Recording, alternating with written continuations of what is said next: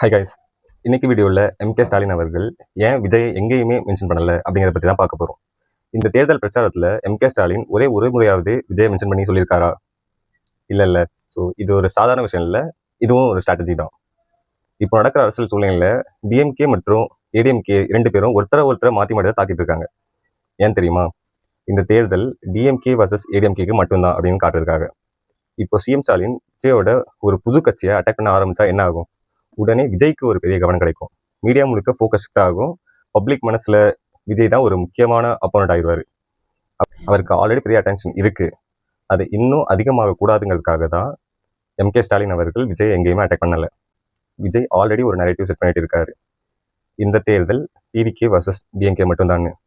அந்த நரேட்டிவையும் பிரேக் பண்ண இந்த ஸ்ட்ராட்டஜி ஹெல்ப்ஃபுல்லாக இருக்கும். ஸோ பேசுகிறது ஸ்ட்ராட்டஜினா பேசாமல் இருக்கிறது ஒரு ஸ்ட்ராட்டஜி தான்.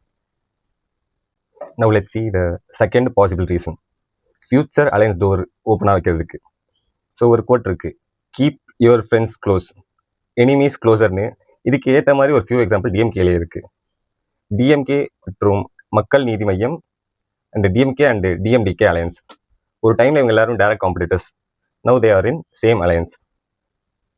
இன்கேஸ் விஜய் ஓட்ஸ் ஸ்ட்ராங்காக இருந்தால், யாருக்குமே மெஜாரிட்டி இல்லைன்னா, போஸ்ட் எலெக்ஷனில் டிஎம்கேவோ டிவிகேவோ அலைன்ஸ் கிரியேட் பண்ணுறது theoretically possible. But anything may happen at the post election. நீங்கள் என்ன நினைக்கிறீங்க? கமெண்ட் பண்ணுங்கள். நம்ம சேனலை ஃபாலோ பண்ணுங்கள். பாய்.